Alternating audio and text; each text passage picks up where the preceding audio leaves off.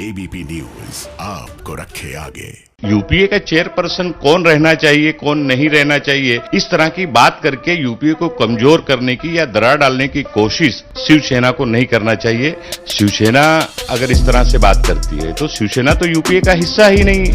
शरद पवार जी एक कद्दावर नेता हैं, सीनियर लीडर हैं और शरद पवार जी ने इस विषय पे साफ तरह से उन्होंने उसका खंडन कर दिया। 10 साल इस देश की सरकार सोनिया जी के नेतृत्व में मजबूती के साथ चली। शिवसेना अपने मुखपत्र सामना के जरिए कई ऐसे मुद्दे उठा रही हैं जो उसके सहयोगी दलों को असहज लग रही है।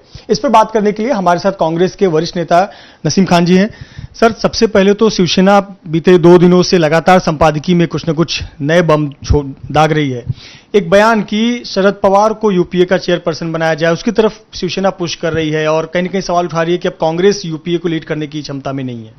देखिए, जहां तक शरद पवार जी का मामला है, शरद पवार जी एक कद्दावर नेता हैं, सीनियर लीडर हैं और शरद पवार जी ने इस विषय पे जिस तरह से पिछले कई दिनों से, पिछले महीने से इस तरह का जो एक कुप्रचार किया जा रहा है, उस पर उन्होंने लगाम लगाने का काम किया था। उन्होंने साफ तरह से उन्होंने उसका खंडन कर दिया।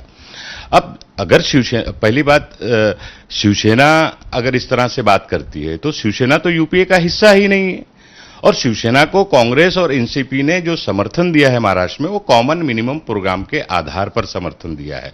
तो यूपीए का चेयरपर्सन कौन रहना चाहिए, कौन नहीं रहना चाहिए, इस तरह की बात करके यूपीए को कमजोर करने की या दरार डालने की कोशिश या साजिश शिवसेना को नहीं करना चाहिए, ये मैं कहना चाहता हूं। और दूसरी बात, सोनिया गांधी जी के नेतृत्व में यूपीए मजबूती के साथ पिछले 15-16 साल से काम कर रहा है। 10 साल इस देश की सरकार सोनिया जी के नेतृत्व में मजबूती के साथ चली है।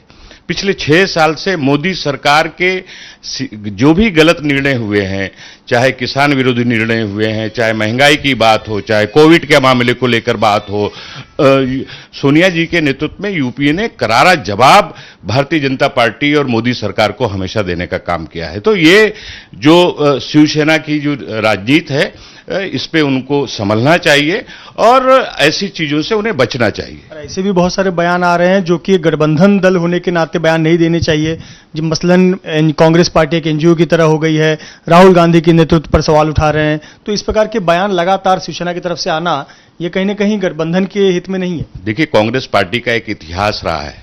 शायद कुछ लोगों को इतिहास नहीं पता है तो उनको इतिहास की मालूमात लेना चाहिए।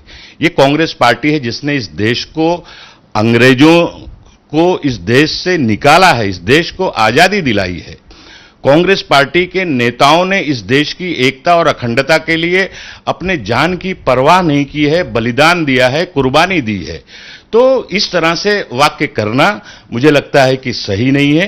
कांग्रेस पार्टी इस देश में, इस देश को संभालने में, इस देश की एकता, अखंडता और इस देश की जनता की सेवा करने के लिए सक्षम है और मजबूत है। एक सवाल, आप जैसे इतने सीनियर कांग्रेसी नेता जो इतने बड़े पदों पर रख चुके हैं, पार्टी के लिए दिन रात काम करते हैं, क्या अगर बात आती है कि यूपीए चेयरपर्सन बदला जाए या शरद पवार जी के नेतृत्व में विपक्षी दल एक हों, तो आप जैसे कांग्रेसी कार्यकर्ताओं की, कांग्रेस के नेताओं की क्या फीलिंग है? देखिए, सोनिया जी हम सब की नेता हैं। सोनिया जी सिर्फ कांग्रेस की ही नेता नहीं बल्कि यूपीए की नेता हैं। यूपीए में लगभग 24 से 25 दलों ने उनको, उनके नेतृत्व को स्वीकार किया है और वो सारे लोग सोनिया जी के नेतृत्व में हैं।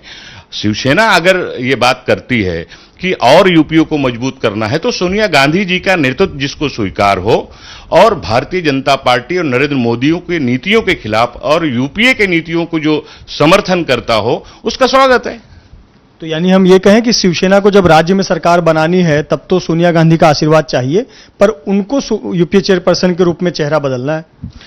देखिए, ये अभी तक ऑफिशियली बयान शिवसेना ने इस तरह से दिया नहीं है। इस तरह से अफवाहें चल रही हैं, बातें आ रही हैं। लेकिन जहां तक शिवसेना का सवाल है, कांग्रेस पार्टी, मैंने पहले भी कहा कि कांग्रेस पार्टी शिवसेना को महाराष्ट्र में जो समर्थन दे रही है, एक कॉमन मिनिमम प्रोग्राम के आधार पर दे रही है। जब तक कॉमन मिनिमम प्रोग्राम के आधार पर ये सरकार चलेगी तब तक चलेगी।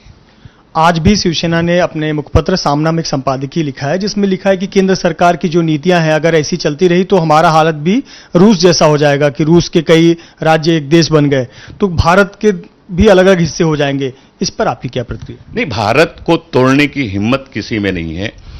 ठीक है कि मोदी जी की सरकार, भारतीय जनता पार्टी की सरकार अपने जहां जहां पर विरोधी दलों की सरकार है उनको परेशान कर रही है, कहीं ईडी के जरिए, कहीं सीबीआई के जरिए, कहीं उनके दल को तोड़ने की कोशिश कर रही है, उनके सांसद विधायक तोड़ने की कोशिश कर रही है। ये ठीक बात नहीं है, लेकिन इसका करारा जवाब देश की जनता समय आने पर जरूर देगी। बहुत बहुत शुक्रिया नसीम खान, जिन्होंने कहा कि यूपीए की जो सर्वमान्य नेता है वो सोनिया गांधी हैं, और रही बात सामना की तो एक अखबार है जिसने अपनी राय एक अखबार के जरिए रखी है। कैमरामैन मनोज जायसवाल के साथ मृत्युंजय सिंह, एबीपी न्यूज, मुंबई।